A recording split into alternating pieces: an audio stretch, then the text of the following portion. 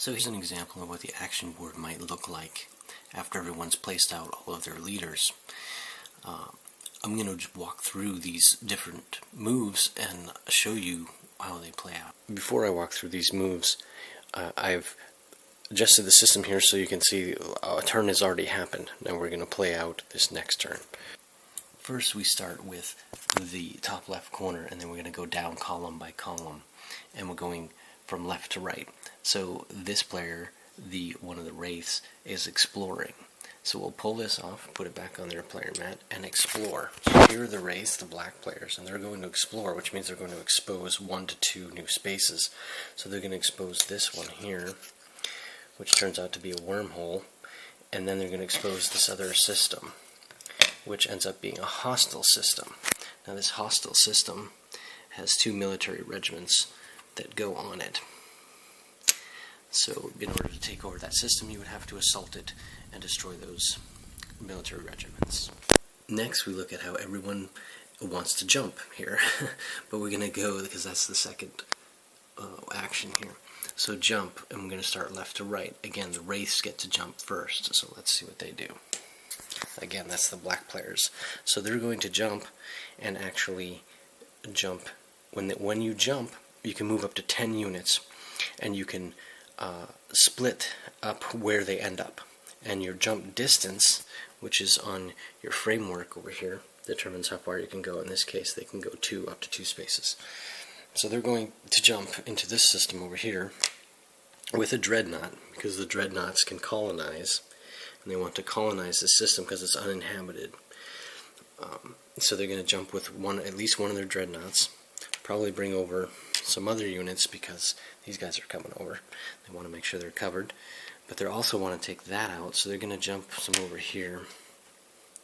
Again, 2 units, 1, 2, and again up to 2 spaces and up to 10 units. So let's move these guys up here so that the battle can ensue. Can't move my army, because armies would move as a separate jump action. You can move armies, and you can only move armies into places that you already control. So let's move this one over here. So that was their jump action. Now it's the Guardian's turn, the yellow player. They're jumping. So let's take a look over here. They're the yellow player. They want to jump. So they're going to jump over here with their ships. Their jump distance is actually 3, which is a little further, but it doesn't matter in this case because they don't want to go that far. So they'll jump over here, and they're just going to jump all their ships over here. Just bring them all over. Okay, that was their jump. Next, the Templars, the blue players, are jumping. It's the blue player over here. So they're going to jump. They're over here, and they're going to jump into this adjacent space again with just the ships they've got. Now they have a particular ability on their ideology here that says after jump your leader may execute a scan or colonize action. So the leader they pulled off had 4. So they can roll against their leader and do a scan or colonize action. In this case, this is an inhabited planet, so you cannot colonize it. You could gain it by diplomacy or by assaulting. So they can't colonize, so they will do a scan action. When you scan, you are scanning for artifacts. There's the scan icon, and they would get this card here if they achieve the scan. Let's assume they do, and they'll get this. Let's assume they succeeded at their goal. Next, we have the Neomorphs. They decided to scan outright, so they are going to scan. We'll put them here, and then they have to roll against their leader, and they would get an artifact as well. Now the Neomorphs just scan. When you scan, you either get the face-up artifact, which there no longer is one, because the Templars just scanned themselves and got the face-up one. So you either can take the top one and just take that one for yourself. If, again, only if you succeed in a roll against your leader. Or you could choose, instead of taking an artifact, to take 5 crystals. Crystals are the money, the currency of the game. You could take 5 crystals, which you could then later use for construction. So in this case, I think they're going to take the 5 crystals. So they'll go ahead and take the 5 crystals to add to their... So next up is the Wraiths, and they are colonizing. So let's pull them out, and they're colonizing. In order to colonize, you have to have a dreadnought, because those are the only units that can colonize. And you have to be on an uninhabited planet, which allows you to colonize, which they are. And they have their dreadnought here. So they colonize this planet. When that happens, they put one of their regiments on the planet, which is one of their army units, and then they put one of their marker tokens to indicate that they own this planet now. Next up is diplomacy. Here we have the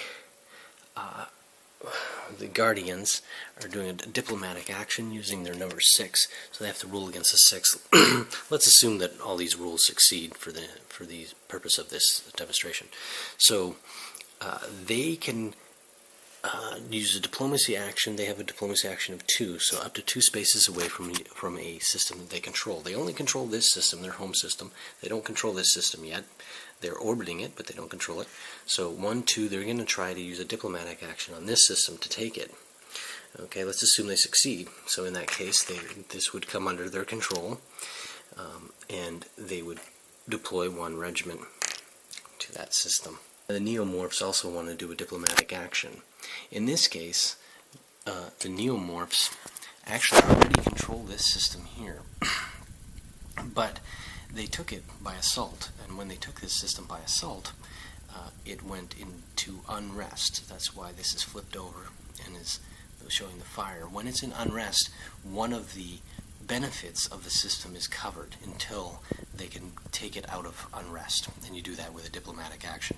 So let's assuming that their diplomatic action worked, it would uncover this, and they would now start to get 1 more crystal every round. Templars are going to do a construct action, so they take their unit here, and they have crystals that they're going to use to either build some of their ships or to buy things from the galactic market. So the Templars have 12 crystals. Every turn they get 6 crystals. This is your crystal count marker to let you know how many crystals you get each turn, because as you gain systems, this will go up. For instance, they'll get 6 from their home planet, but if they gain control of this, they'll get 2 more. This is just a convenient way to keep track of that. But so they've got 12 crystals, which are the money, and what they're going to do is go look at the galactic market, and they're like, oh geez, look at this. I could buy this antimatter for 1 less than the 8, but they don't have the ability to buy those. You notice up here they don't have a slot for those, whereas you see the Neomorphs over here do have a slot for that kind of token. Notice that symbol in the upper left. So they're not going to do that. Instead, they're going to buy something for their ship. So they're going to spend 8 here to bolster one of their ships. So, and come over here, they spend 8 gold, and they're going to add this to their battle cruisers. So now their battle cruisers, instead of doing just 2 damage each turn, will now do 4. Or excuse me, not damage. They only do 1 damage per attack. This is the roll, what they have to roll to hit. But it also increases the price of a battle cruiser from 2 to 3. So the Templars will pay the money for that, and they will actually go ahead and buy another battle cruiser, which they have up here. These are their battle cruisers, and they will add it to a system they control. They only control their home system, so they will put it there. Moving on this turn, we see that I believe the Guardians here are assaulting. So there's the Guardians, the yellow player. They're assaulting, and they're going to assault here to try to take over this uninhabited system. When they assault, we look at how many battle cruisers they have. In this case, they have 2 battle cruisers, this one here and that one there. Battle cruisers deploy 1 regiment per ship. If they had their Titan here, the Titan actually deploys 2 more. But they don't have their Titan, so we'll put the Titan back, and we will deploy 2 regiments here. Now, because this is unguarded, there's nothing to stop them from doing this. So they take this, and they've got the 2 regiments on there. but it is in unrest because they had to take it by force. When it's in unrest, one of these they don't have, so they have to cover it up. So in this case, they're going to cover up the antimatter point because they want more money. So they will increase their money tracker from 6 to 8 because now they have their home planet plus this planet. Now it's on to the next action, which is the neomorphs on recruit. So they're going to recruit, and again, I'm just going to assume that they succeed at their role. They may not. If they don't succeed at a recruit role, they get nothing. But if they do succeed, they get a new agent. And so let's assume they got this agent. And you can see this agent can steal one antimatter from another empire upon activation. That's what that icon indicates. So in a future turn, they would choose the activate action in order to activate this. We come to the Templars on mission, and they have this 5-person. Now the mission is a wild card, so basically let's assume again that they succeed at their leader check. Again, only certain ones have leader checks, these ones with little alien heads next to them, and that's mission, recruit, diplomacy, and scan. All the others do not require a leader check to execute, but they're gonna, let's assume they succeed, and they have to decide which of the other ones they would like to do now that they've succeeded at their mission. Since Templars are in this area, they'd like to take this system, and they can take it through diplomacy or assault, but if they assault, then it'll be an unrest, so they might as well try diplomacy and roll against their leader, which, so again, they succeeded at rolling a 5 or lower to succeed at the mission. Then they're going to go to diplomacy. Now they've got to roll again because this one requires a roll against the leader. So they roll again. Let's assume that they succeeded again.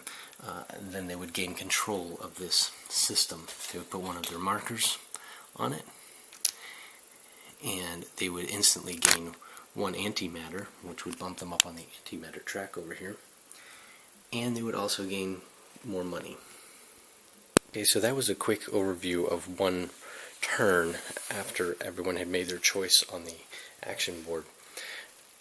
So now at this point, everyone would get money equivalent to what they have for money generating systems and replenish their money. Agents and artifacts would get replenished, and also the galactic market would get replenished. These would move down. Actually, these would move up. Down, and then we'd add another one. And then we would start again. Now, one thing I would mention is that the last person, the person who went last, goes first on the next turn. So in this case, that was the Templars. They did a mission last. Now, the other thing that we do is we shuffle these. These are individual, so we would take them together and shuffle them, which makes it really interesting because on the next turn, you might have wanted to move and then battle, but what if battle comes first? You know, then you've got to change it up and figure out what you're going to do. So that makes it interesting. So